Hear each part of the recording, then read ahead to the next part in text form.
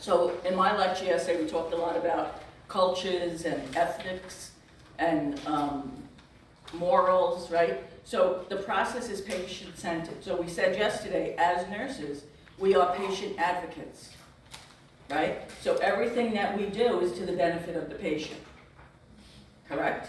Yes. Right? So this is why it's patient-centered. You need to look at what your plan is, and am I taking care of the patient by doing this? All right? It seems that, well, of course we are. You know, the doctor's not going to write an order that's not going to be good for the patient, but we do know that to maybe not be true, because maybe the physician doesn't have all the information.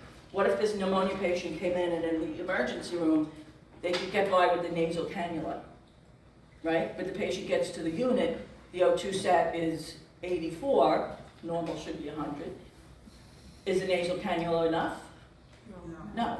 So you need to call the doctor and let them know this, okay? Because that's where part of the team, and you're assessing, you're planning, and then you're gonna implement. Okay? Make sense? Focus is on decision-making and problem-solving. And that kind of makes sense also, right? We're looking at the assessment is showing us what the problems are, and then we're gonna move down the line until we come to a decision of how we're gonna take care of it, or solve the problem. You know, take care of the pneumonia and the patient goes home pneumonia-free. Okay? Although it is collaborative, a nursing assessment does not duplicate a medical assessment. Similarly, that I just said, a medical diagnosis is not the same as a nursing diagnosis. Correct? When a physician goes in the room, their assessment is very different than our assessment, okay? Because our roles are different and the needs of the patient from us are different, okay? There are some similarities because obviously we're looking at the patient and we're trying to make sure the patient is okay, but the nursing assessment has different steps to it. Everything make sense so far? Yes. Okay. The benefit of the nursing process. Now this is really important. The patient is an active participant. It's been my experience that the more the patient is involved in their care, the better they do, the less side effects they experience, the more educated they are, they understand more, and if they understand, they're going to follow the plan. Okay? Most of you know I was in oncology for many years, and I always found that if a patient who was receiving chemotherapy was informed about their diagnosis, the treatment plan, side effects, you know, all of that, there was no surprises. So if they went home and they started losing their hair, they wouldn't be like, oh my God, nobody told me this, right? Because your teaching is an important part of this. And the patient also will learn to trust you, which is a big part of our relationship with them, if we're honest with them and upfront. And you know, you don't sugarcoat something and say, well, you won't have a side effect, don't worry. You know, it's like telling a child that an injection won't hurt. It hurts. And you need to tell them it's gonna hurt, because otherwise they're not gonna trust you then. Like, well, you said it wouldn't hurt. Well, yeah, it does hurt, you know. But a well-educated, informed patient really does better overall in their treatment journey, okay? Because they're usually more compliant.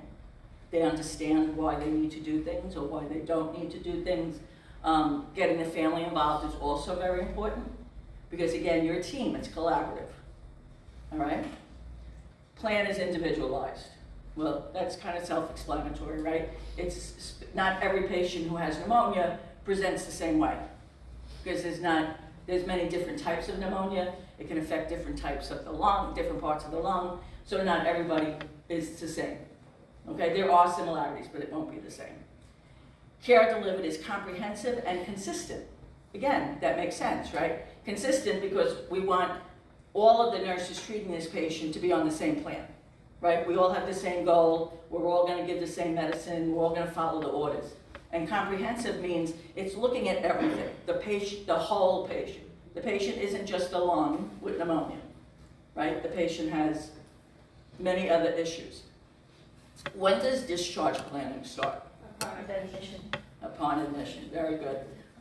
You know, years ago we didn't do it that way. It was like, the patient's going home tomorrow, oh God, we have to get everything ready, you know, and you'd be scrambling to get their prescriptions and their home care orders and their rehab admission, you know. But now it starts on the day that they come into the hospital. So, which is good because you can start your discharge teaching the day the patient comes in the hospital. The more time you have to teach them and explain things to them, the better it will be when they go home, okay? And really get the family involved. Find out who the main caretaker is. You know, even if they don't live with family, you know, the son is the one who takes care of grocery shopping and getting the meals done, you know? So that type of thing. So make sure that they're involved and that they know what's going on. Care is documented, assuring quality of care, and demonstrates professional competency, responsibility, and accountability. So in nursing, the rule is if it's not written, it's not done. Okay? On the other hand, you don't write something you didn't do. Okay? It's easier nowadays because you have the electronic medical record.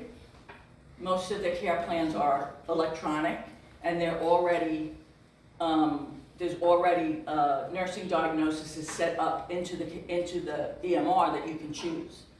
So that makes it easier for you. It helps you to prioritize them. So it's a tool that is helpful. I always complain about when I became a nurse.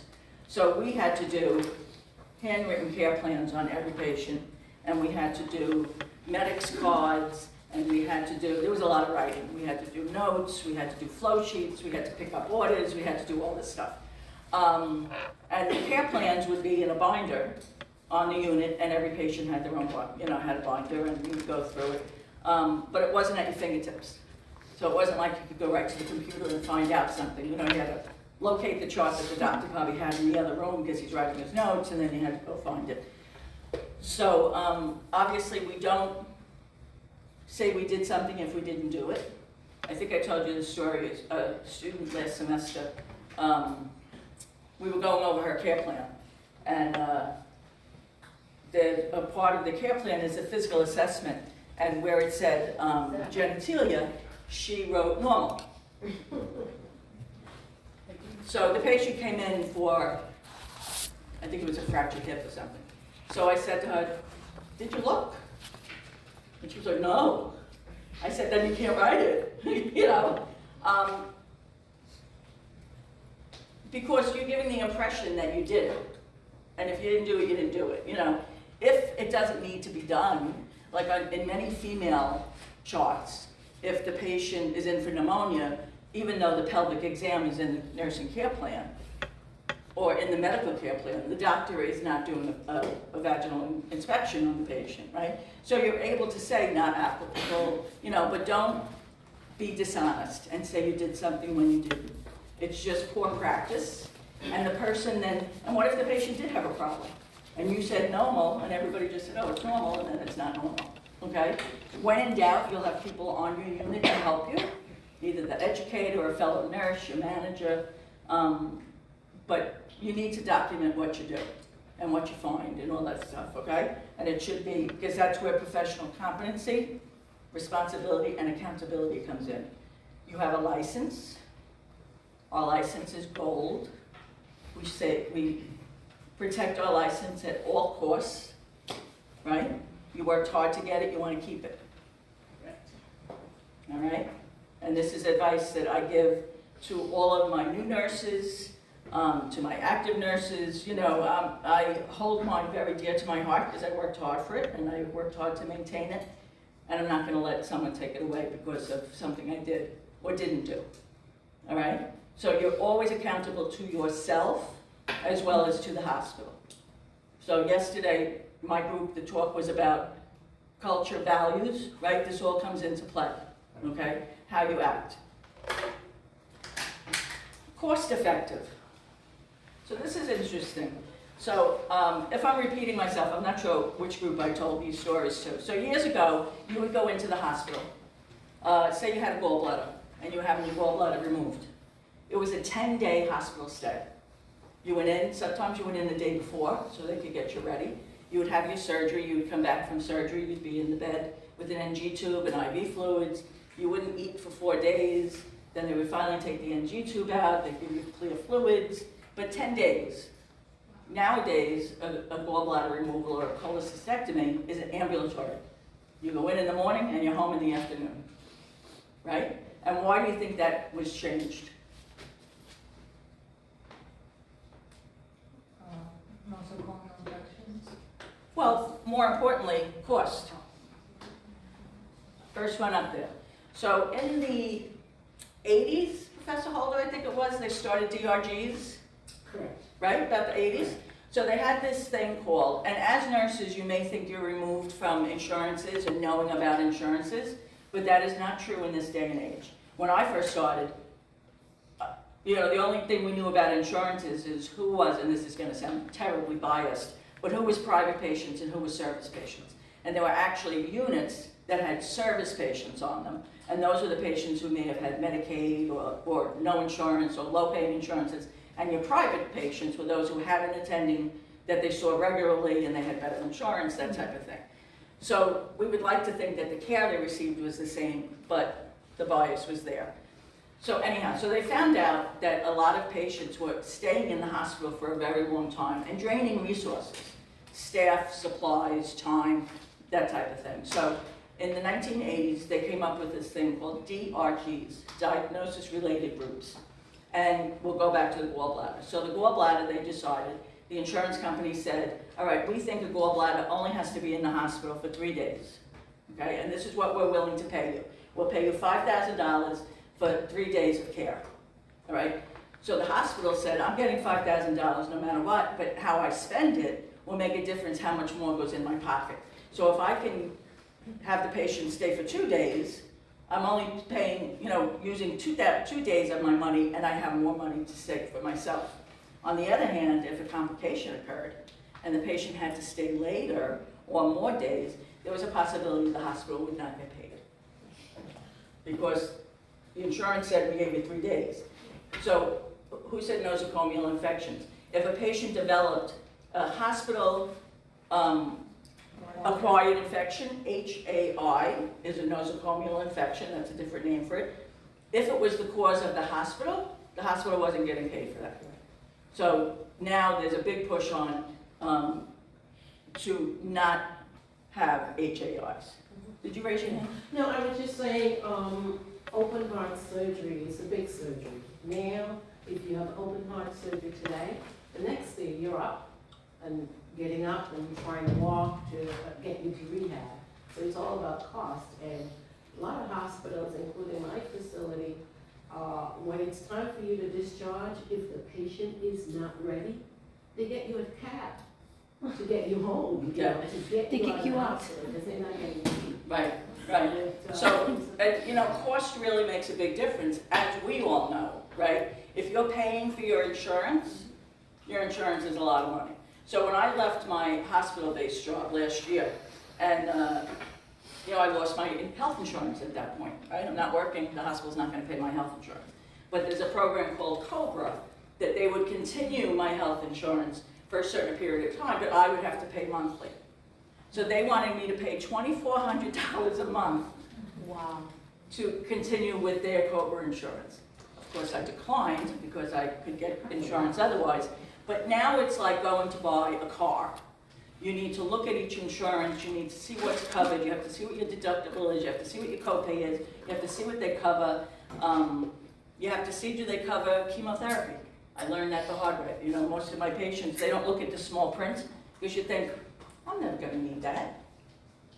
And unfortunately it happens. And you find out that they don't cover. There are several other options that you could have looked at in terms of COBRA, so that way you don't have to deal with COBRA Right. out on the market.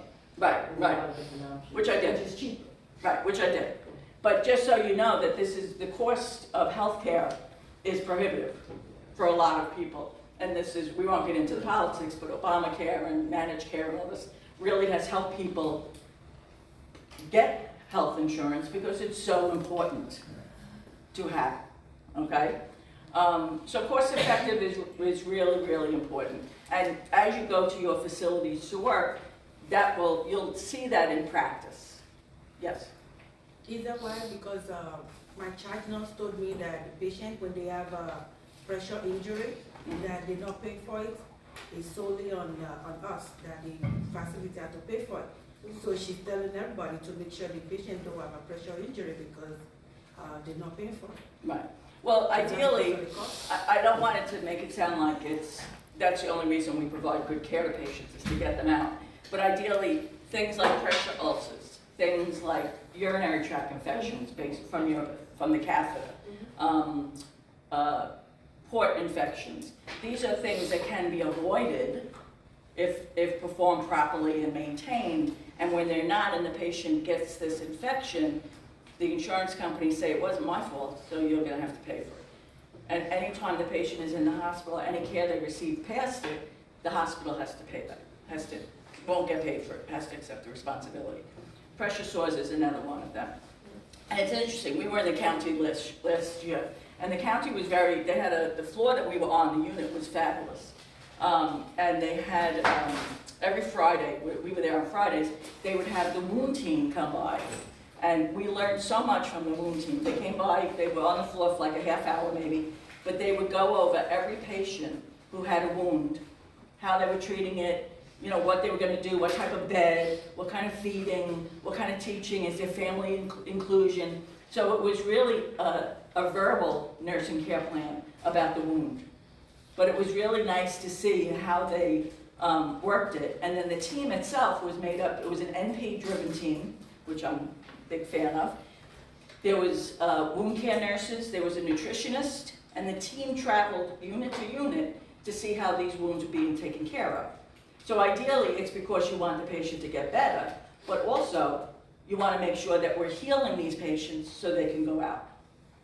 Right? Makes sense? One thing, at Menorah, we also have that as well. Oh, terrific. I'm telling you, it was informative to me because I learned a lot of things, you know, and they were really dedicated to it.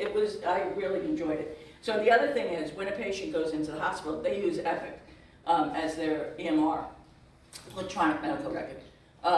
If a patient is admitted, you take a picture of any wound they come with. Because patients can come from home or a nursing home or whatever with a wound, right? So you want documentation that it did not happen but then they can use that to compare what did it look like last week and what does it look like now, which is a really great teaching tool and also a treatment tool, right? Is what we're doing working, right? You have a plan, you implement it, now you're evaluating it. All right, this is now 2 weeks. Is there a difference? Is what we're doing working? An example of the nursing process in action. Okay? All right. Care is organized and structured. Nurses' time and energy is economized. I think that's an interesting line. You want to use your time to the best of your ability, right? You don't want to be laid down with menial tasks that take up too much of your time and energy, right?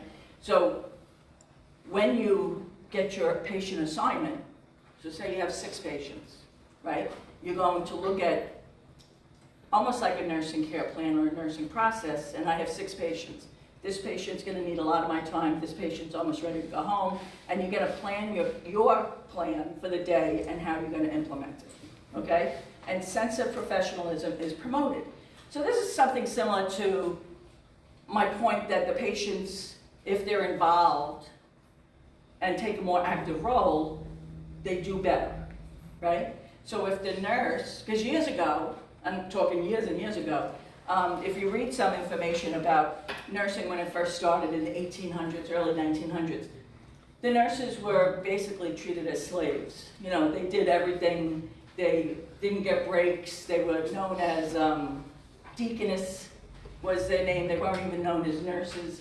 It was what the doctor said went, and that was it, you didn't have an opinion. But now, we have a voice and education and knowledge, and you should use it, right? So if you feel like you're part of a successful plan, makes you feel better, right? Because you want your patients to do well, and you get to use your brain, right? We all are gonna have a lot of knowledge when we leave nursing school. We wanna be sure that we use it, right? And I know someone had said to me, last semester, like, I can't wait to finish nursing school so I don't have to study anymore. Well, let me tell you, you'll be studying till the end of your career, you know. I'm a big fan of becoming credentialed in your specialty. So when I was in the emergency room, I received my CEN, which is a certification for emergency nursing, oncology. I received it for oncology nursing. It's important to stay up with the latest medications and trials and research and studies and that type of thing. But it's different because you're not getting graded, right? You don't have a teacher gonna say, well, you didn't get that question right, you know. But for your own self of professionalism and self, you wanna do it, okay? Blending of skills. This basically slide is just saying how we're using all of our knowledge and talents to have a successful nursing process, okay? We want to be sure that we're thinking of everything and, excuse me one second.